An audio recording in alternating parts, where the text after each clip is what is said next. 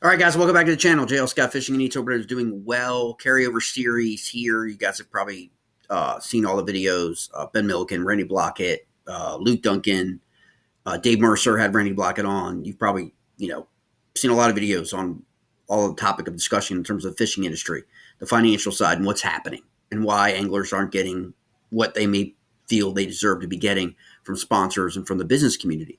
Here's another example. If you guys followed my other video on pure fishing, I appreciate everybody who watched that video. It's got a lot of views and had a lot of comments, a lot of messages. It was awesome. Here's the next one.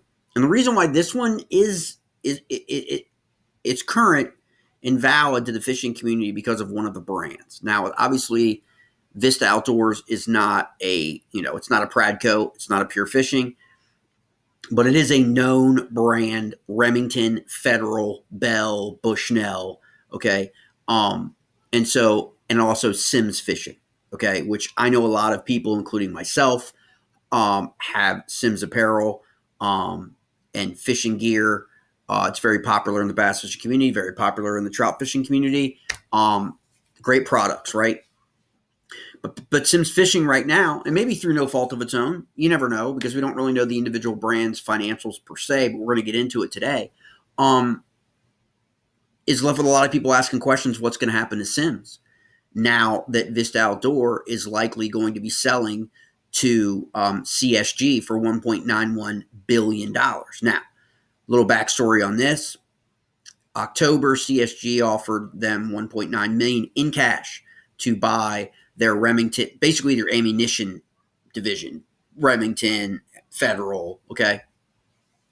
Now, Simms Fishing is really now was left out in terms of that deal, right? It's not doesn't really conducive to see CSG and its plan, going forward. It's basically a Czechoslovakian company, Europe. Same thing happened to Colt, and now what's funny is now we're back at the table again, right? Colt in 2021, 175-year-old American company, firearms, right? Sells to Czechoslovakian company, right? So now it's Colt CZ. Okay. Now they're interested. So back right before Thanksgiving, Colt CZ offers to merge with Vista Outdoors, the entire company, is what my understanding is, for $30 a share. Where Vista right now is trading at, VSTO is trading on the New York Stock Exchange for $28. So it's really not a premium for them. A $2 premium. It really isn't really identifying the true value of Vista Outdoors. So I don't think really the offer was really considered too serious by the street. And so that was rejected. Okay, but what about Simms Fishing? What's going to be the fallout of Simms Fishing in the fishing industry? And this is an example of what is going on with pure fishing and going on with why you're seeing videos from anglers like Jacob Fouts and Ben Milliken and Randy Blockett and others talking about the industry and the payout problem and the sponsorship problem and all that. Well, let's get into it. So Vista Outdoors is going to after the sale of its ammunition segment, this is going to be left with about a half a dozen or so brands, and they're forming a new entity, a new company, a new publicly traded stock, okay, on the New York Stock Exchange. Revelyst, okay, which will be under the stock symbol GEAR, GEAR. So what is that going to entail? And where are those companies at today? Well, Vista announced in October that transformation initiative in which they wanted to create the new outdoor company, new branding. It's already up, okay? But here's the reality of those brands, okay? And when we get into those brands, you're looking at Fox, Camp Life, Bushnell, or Camp Chef, Bushnell, Simms, right? Companies like Foresight, Sports, Camelback. Okay. What's the financial condition of those? Why weren't they included in the acquisition? Well, I mean, the easy thing is that they weren't really aligned with what the acquiring company is really their focus is. Second thing is, well, let's look at the financials, okay? Company-wide. Now, company-wide, that's all of Vista's brands, okay? So that includes Remington, Federal, Bell, Bushnell, and then all the sports divisions, okay, including Simms Fishing. Company-wide sales decreased 13% over the last year to $677 million year over year. Okay, so their sales were $677 million, but they declined 13%, and that's overall.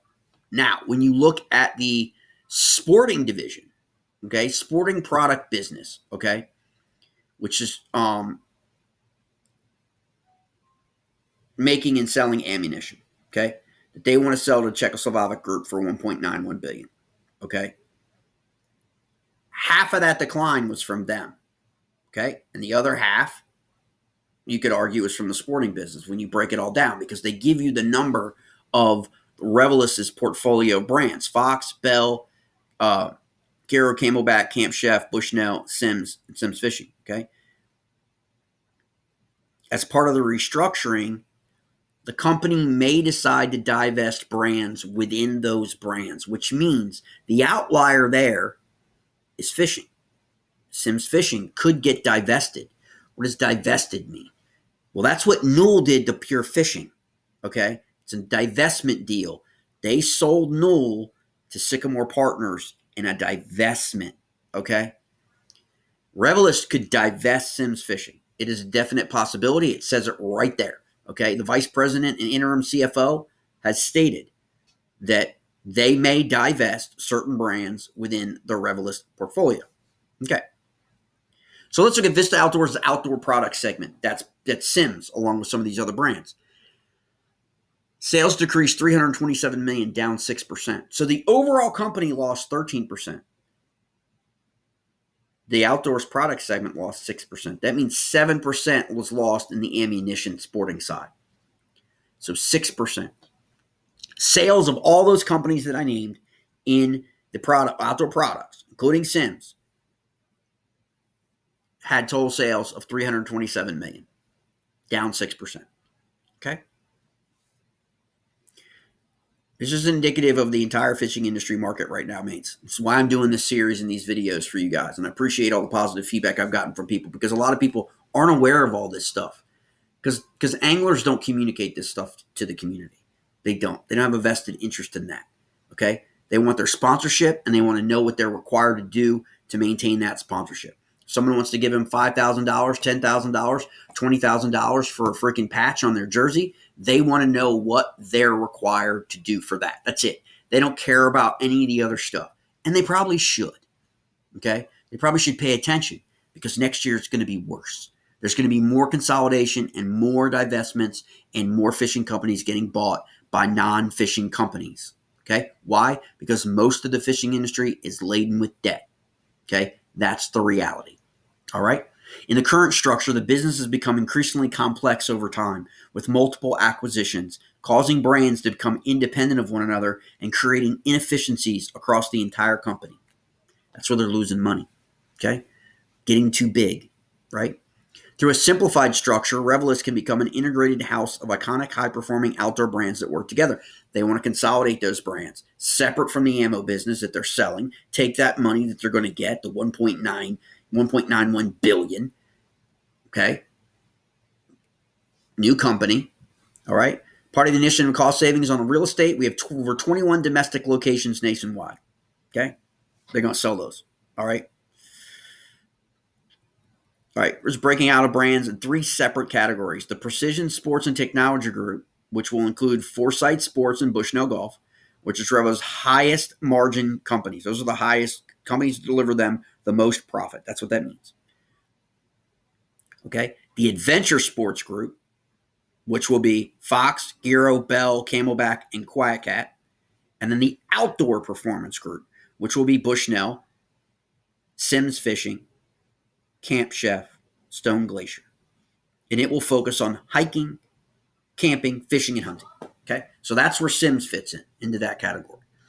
We expect the effort to streamline our operations, not unlike profitable improvements, cost savings beginning in Q4. That's going to be this time next year. They're going to start to see improvements. Okay, the addition of the April 2023 $50 million cost restructuring program. Cost restructuring program, Ben Milliken. Want to explain that? You know, he took it out there on private equity. Private equity is to blame for everything that's going on wrong in the fishing industry When if you're doing a cost restructuring program, you're getting money from somewhere. Okay? Right? Okay? If you're taking on an institutional side, an equity side, an investment side, a loan side, debt side, all of those things. $25 million in savings was specifically related to the Revelyst, and a total of $125 million is expected to run rate cost savings. In fiscal year 2025, the company expects $25 million to $35 million in realized cost savings from their restructuring, okay, of everything, which had to be financed, okay? In our outdoor product segment, sales are expected to be approximately $1.28 billion to $1.33 billion for the full year. That's down from previous guidance Vista gave in its quarter one results when it said expected outdoor product sales to be approximately 1.38 to 1.4. So they're adjusting their sales projections lower. Okay? It's happening all across the fishing industry. The outdoor product segment was down about $20 million in inventory for the quarter. Okay? For Vista Outdoor, this is the entire company now, of which Sims is but a part, decreased to $672 million, down 13%, as I said before. The company said the decline was driven by, listen to this, mate. This is what's happening to the fishing company. If you saw my post on Facebook yesterday at a big box retailer with 800 stores nationwide, the shelves were basically empty going into the holiday season. Like one bait on a peg. Pegs empty galore. Check out the picture. It'll freaking freak you out. Like, ridiculous.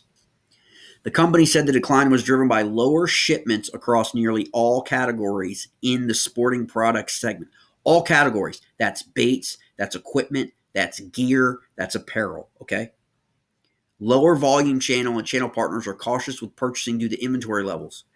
A lot of retailers have high inventory levels. They're not buying anything. There are retailers that have very, very low inventory levels. They're not buying anything. And here's the reason why. Short-term consumer pressure, okay, is at the lowest it's been in 4 years. What does that mean? It means demand is at its lowest level. So unless you have a new product release, and most of those new product releases are done online by the actual company. Think 6 Cents for Ben Milliken, for example. They released the panorama online first through their website, and then it went to Tackle Warehouse, and I don't even know if it's in some retailers in Texas. I don't even know if it's even in a lot of the national big box stores, okay? Certainly not at like an Academy, I don't think, or a Dick's or a Bass Pro, okay? I don't think. I haven't heard that yet. It's been predominantly them, okay? So keep that in mind. Gross profit declined 21%. 21%, guys. Okay? And here's the big one that we're going to end on as indicative of what's happening in the fishing community. Net income decreased $44 million, down 53%. Their net income has declined 53%. Let's equate this to you and me. That would mean your take-home pay declined 53% this week or your 2 weeks, or maybe your monthly income declined 53% before you had to pay anything. Your sales, their sales equate to your income. Your income declines 53%, and then you've got to make all your commitments. Your mortgage, gas, food, kids, car, insurance, all that stuff. See what I'm saying? This is the real story, what's happening in the fishing community. Okay? You're only hearing one side from Ben Milliken, one side from anglers, professional anglers, which I absolutely love. I love bass and I love MLF. But the reality of it is those anglers have a myopic view about the industry. Their concern is tournament fishing, how it impacts tournament fishing, how it impacts me. It's not how it impacts you and me as consumers. We can't get product. There's no product on the shelves. We can't even go buy baits. If there's no product on the shelves, what good are the anglers? What good is it an angler pushing a bait or a product that isn't on the shelf for us to go buy, right? Like, why are we paying these guys? Why are we paying $5 grand, 10 grand, 20 grand for a boat wrap, 100 grand? Ben Milliken said he turned down a $100 boat wrap and truck wrap sponsorship deal. Okay. Well, if that company, and I'm not sure who the company is, but if that company doesn't have any products at freaking retail for consumers, that's just wasted money. And that was kind of his point.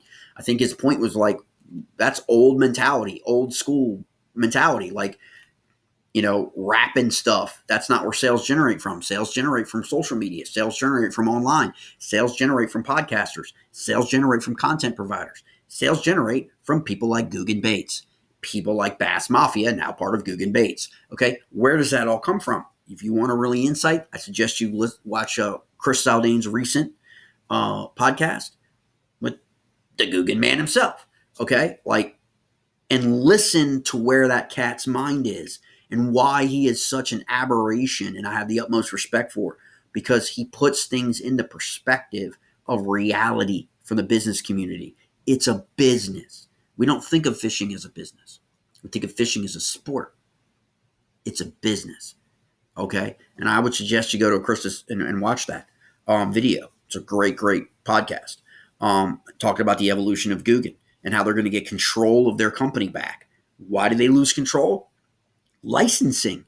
Most people don't realize that a lot of these things in these stores that are licensed, okay? And Guggen lost a little bit of control. The whole hard bait fiasco with their hard baits, okay? And that whole bent over, people jackpotting freaking baits and selling it, or people sending baits overseas to have Chinese companies copy baits from major manufacturers, all that stuff, okay, trickles down to less sales and less inventory, or sales being sold. And I get emails basically once or twice a week from places that like, hey, Jay, you buy freaking 5 boxes, which would be the equivalent of like 2,500 baits, spinner baits or crankbaits, okay, for this price. It's a pallet. And they're major brands. If major brands are doing that, then there's trouble, okay, because they're liquidating inventory on the cheap. They're selling it to people who are then going to sell it wholesale to you or me, okay? So just think about that, all right? Net income loss of $44 million, or 53% decline in net income. Matt, how long could you and your family survive with half as much income a month? How many months could you go before you had to tap into savings, before you had to obliterate your savings? Businesses are no different. This is why they're selling. This is why Vista Outdoors is selling its ammunition business. You think it's selling its ammunition business because it wants to? No, it has to, okay? Because they see what's coming ahead in this economy. Interest rates. They can't refinance their debt because the interest rates are higher than what the debt servicing is.